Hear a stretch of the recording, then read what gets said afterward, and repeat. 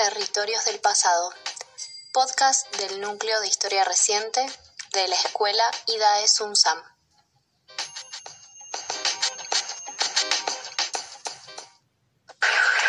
Policías municipales de Iguala y un comando de civiles armados atacaron en hechos diferentes a balazos a estudiantes de la normal Raúl Isidro Burgos de Ayotzinapa, dejando 3 normalistas muertos, mientras que en otro hecho, el autobús del equipo de tercera división de Chilpancingo, Los Avispones, fue emboscado por hombres armados, dejando como saldo 2 personas muertas.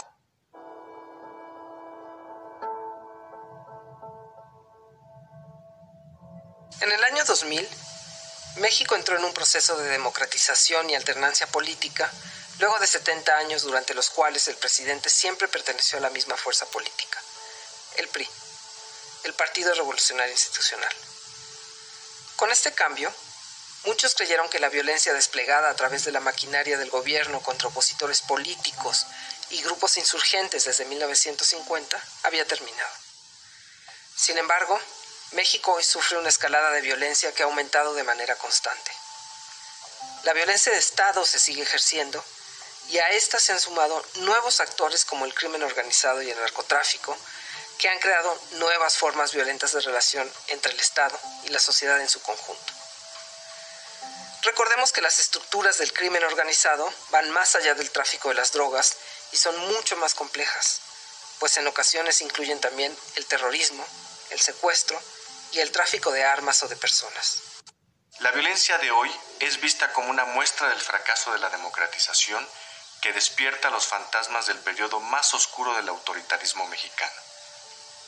Como escuchamos en el audio anterior, policías y agentes de seguridad del Estado forman parte de noticias que involucran muerte y desaparición. Los ataques contra estudiantes de la Escuela Normal de Ayotzinapa de 2014, en donde 43 estudiantes fueron desaparecidos, evocó los trágicos episodios de Tlatelolco de 1968, cuando el movimiento estudiantil fue severamente atacado y donde perecieron entre 38 y 40 estudiantes. ¿Cuál es el vínculo entre la violencia de ayer y de hoy? ¿Se trata de la misma violencia o son violencias diferentes? Podemos rastrear periodos con características comunes que nos permitan identificar cambios y irregularidades y así comprender mejor la experiencia de la violencia en México. Mi nombre es Eugenia Lier Montaño, soy doctora en Historia e investigadora del Instituto de Investigaciones Sociales de la Universidad Nacional Autónoma de México. Mi nombre es Camilo Vicente Ovalle, soy doctor en Historia por la Universidad Nacional Autónoma de México y soy investigador adscrito a la Subsecretaría de Derechos Humanos.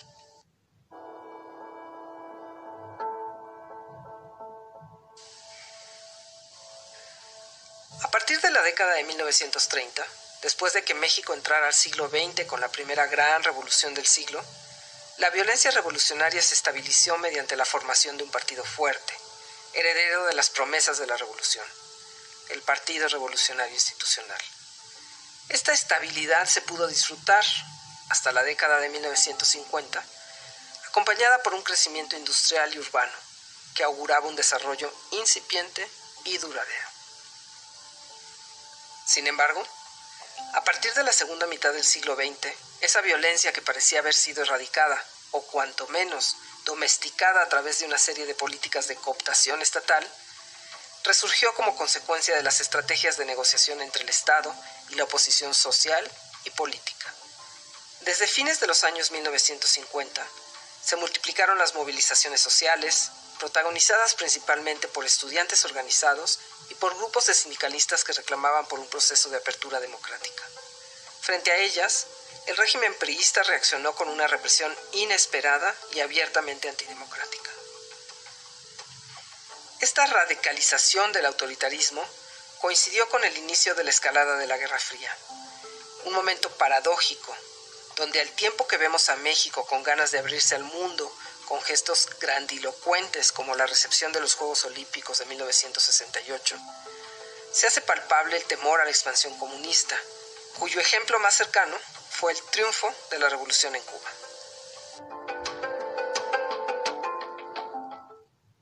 Hemos sido tolerantes hasta excesos criticados.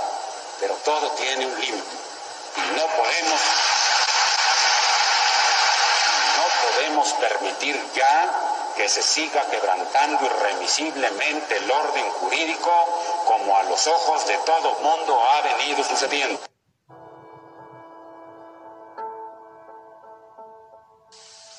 Desde finales de los años 1950 hasta principios de los años 1970, en México se observó el choque de dos grandes fuerzas. Por un lado, los movimientos sociales que reclamaban un proceso de apertura democrática tanto política como sindical, y por otro lado, un Estado que desplegaba, bajo los gobiernos de López Mateos y Díaz Ordaz, una violencia estatal represiva sin precedentes, con el fin de extinguir el liderazgo al interior de los movimientos y amedrentar a la población para aplacar movilizaciones presentes y futuras. Así lo enfatizaba Díaz Ordaz en el audio anterior. Todo tiene un límite. Varias masacres dan testimonio de esta violencia estatal en México, pero son dos las más recordadas. En 1967 en Atoyac, Guerrero, al sur de México, donde la policía judicial reprimió una reunión de más de 2.500 personas que protestaban contra la supresión de vacantes en la escuela local. La segunda, ocurrida el 2 de octubre de 1968 en Tlatelolco, mucho más conocida, tanto porque los ataques dirigidos contra estudiantes universitarios se dieron en la capital del país, como por el momento en que ocurrió, una semana antes del inicio de las Olimpiadas, organizadas por el Gobierno de México.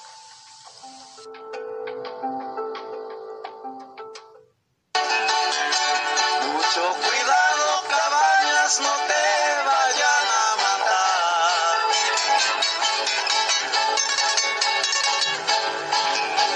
Recuerda lo de Genaro, que eso te puede pasar. Así matan a los hombres que no se saben dejar.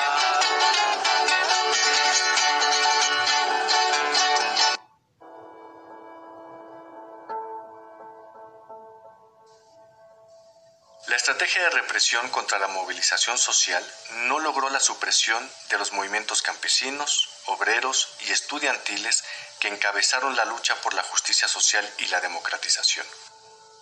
Al contrario, algunos sectores desilusionados por las respuestas recibidas ante sus demandas iniciaron un proceso de radicalización que, tanto en el ámbito urbano como en el rural, apelaron por un cambio revolucionario que asumió en ocasiones formas pacíficas y en otras acciones armadas. En el estado de Guerrero, por ejemplo, los líderes sociales Genaro Vázquez y Lucio Cabañas pasaron a la clandestinidad y se unieron a la lucha armada guerrillera. Además, en toda la República se formaron otros grupos guerrilleros, como la Liga Comunista 23 de Septiembre o la Unión del Pueblo. A partir de mediados de la década de 1960, la violencia estatal también se volvió más radical y adoptó técnicas de contrainsurgencia que incluyeron la formación de grupos especializados a través de los cuales el Estado mexicano buscó la eliminación de los grupos disidentes recurriendo a prácticas clandestinas de coerción y, sobre todo, a la tortura y a la sistemática desaparición forzada de personas.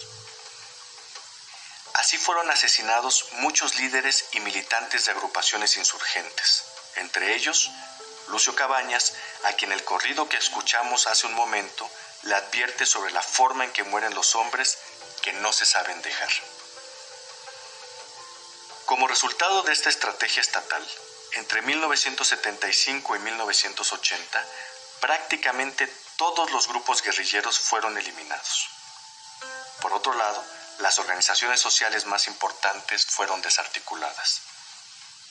En la arena de lo público, el Estado mexicano estigmatizaba a los miembros de estos grupos y organizaciones, como podemos escuchar en este discurso del presidente Luis Echeverría. De estos pequeños grupos de cobardes terroristas, desgraciadamente integrados por hombres y por mujeres muy jóvenes, surgidos de hogares generalmente en proceso de disolución, mayoritariamente niños que fueron de lento aprendizaje, adolescentes con un mayor grado de inaptación que la generalidad, con inclinación precoz al uso de estupefacientes en sus grupos con una notable propensión a la promiscuidad sexual y con un alto grado de homosexualidad masculina y femenina.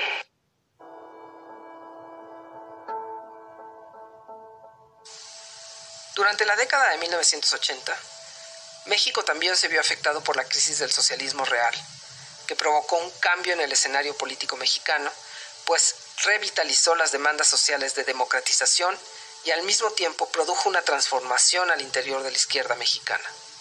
Todo lo anterior permitió la formación de nuevos partidos políticos que fueron debilitando la influencia directa del PRI.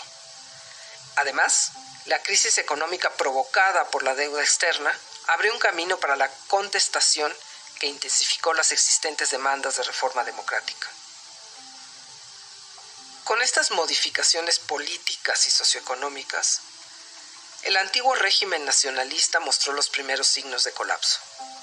Sin embargo, esto no sucedió sin un baño de sangre que entre 1988 y 1996 afectó tanto a los activistas de izquierda como a los líderes del PRI. Esto lo ilustra, por ejemplo, el caso del magnicidio de Luis Donaldo Colosio, candidato oficial del PRI a las elecciones presidenciales de 1994. En este contexto transicional, la violencia ya no fue ejercida exclusivamente por el aparato estatal, sino también por grupos contrainsurgentes y destinados a luchar contra la guerrilla y los nuevos cárteles de la droga. Además, a partir de 1994, la violencia ejercida por el Estado mexicano se reforzó y redireccionó con la aparición pública del Ejército Zapatista de Liberación Nacional, que hizo un llamado para la unidad de los oprimidos. Hoy se inició la guerra, la revolución, aquí en la ciudad de San Cristóbal de las Casas, Chiapas. Por lo tanto, y conforme a esta declaración de guerra, damos a nuestras fuerzas militares del Ejército Zapatista de Liberación Nacional las siguientes órdenes. Primero, avanzar hacia la capital del país, venciendo al Ejército Federal Mexicano. Somos millones y llamamos a todos nuestros hermanos a que se sumen a este llamado como el único camino para no morir de hambre ante la ambición insaciable de una dictadura de más de 70 años, encabezada de una camarilla de traidores que representan a los grupos más conservadores y vendepatrias. Una región del estado de Chiapas ha sido afectada por la violencia. Profesionales de la violencia, nacionales y un grupo extranjero, ajenos a los esfuerzos de la sociedad chiapaneca, asestaron un doloroso golpe a una zona de ese estado y al corazón de todos los mexicanos. Este no es un alzamiento indígena, sino la acción de ese grupo violento, armado en contra de la tranquilidad de las comunidades, la paz pública y las instituciones de gobierno. Es una acción en contra del interés nacional. Este grupo armado está en contra de México.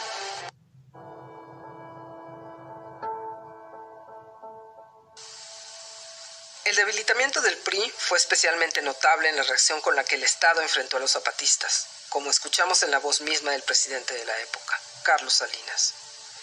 Indeciso, tomado por sorpresa y sin una agenda clara durante las negociaciones con el EZLN, el Estado mexicano siguió amenazando con coletazos de una violencia que evidenciaba que se encontraba contra las cuerdas.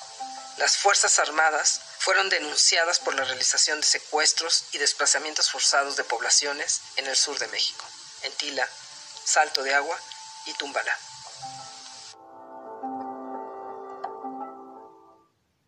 En 2006, el gobierno mexicano encabezado por Felipe Calderón declaró la guerra contra el narcotráfico y el crimen organizado. Con ello, sobrevino un aumento exponencial de asesinatos y desapariciones contra la población civil. En algunas regiones, el país se hundió en una crisis social y de seguridad. A diferencia de las violencias anteriores, la violencia política no se expresa ya exclusivamente por medio de la represión. Por el contrario, esta violencia política se ha ido transformando hasta recurrir a herramientas y estrategias propias de la criminalidad. Asimismo, los diferentes grupos criminales no reivindican necesariamente las prácticas de violencia desmedida a las que recurren para lograr sus cometidos, con lo cual prima la ambigüedad y la indistinción a la hora de entender quién y con qué objetivos ejerce estas prácticas violentas generalizadas. Esta violencia ha arrasado con la muerte y la desaparición de centenares de miles de mexicanos y mexicanas. Sin embargo, también ha encontrado formas de organización y resistencia de ciudadanos y familiares que exigen justicia y aparición con vida de sus seres queridos, señalando la responsabilidad del Estado. Es frecuente escuchar en ciertos ámbitos académicos y en los medios de comunicación que el Estado en México es débil o fallido, con lo que se quiere señalar que la violencia es el resultado de una retirada o de un trastocamiento de sus funciones. Por el contrario, consideramos que actualmente no solo no hay tal debilitamiento, sino que la violencia desbordante de este periodo es el resultado de una profundización o convergencia entre el accionar del Estado y los grupos ilegales. Esto lo podemos ver en el caso de Ayotzinapa, donde las diversas investigaciones realizadas probaron la colaboración entre las policías municipales, miembros de la Policía Federal y actores de los grupos armados ilegales. Con todo, cabe señalar que la intersección entre el Estado y los actores ilegales no significa necesariamente una relación de colaboración. A veces hay una superposición que permite la opacidad y la imprecisión entre la violencia de Estado, la política y la violencia criminal.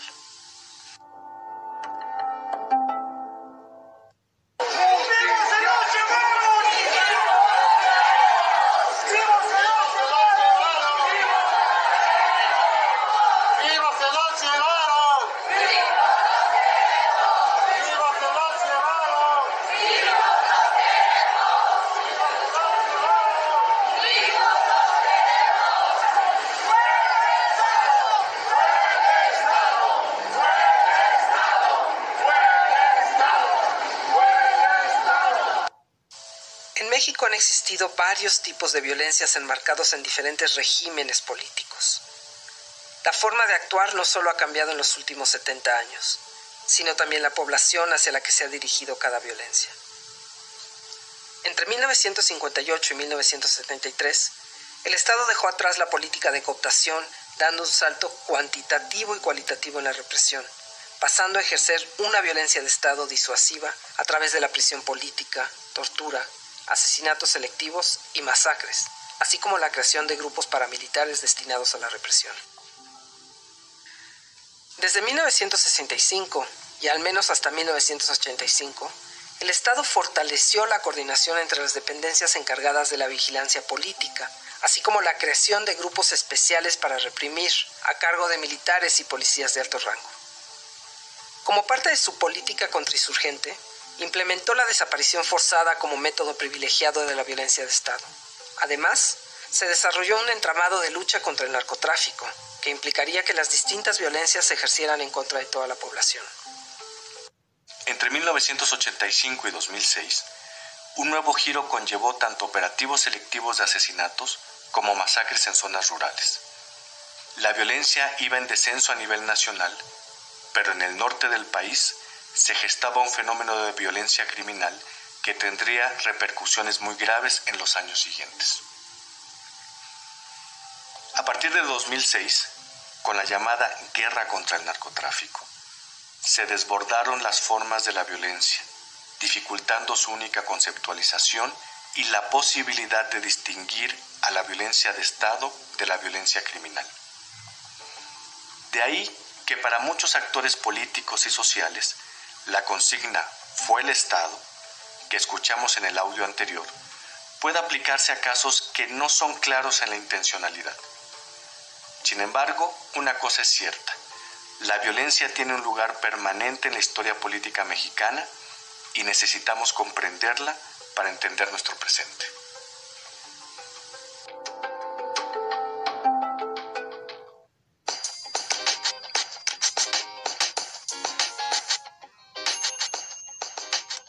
Esto fue Territorios del Pasado.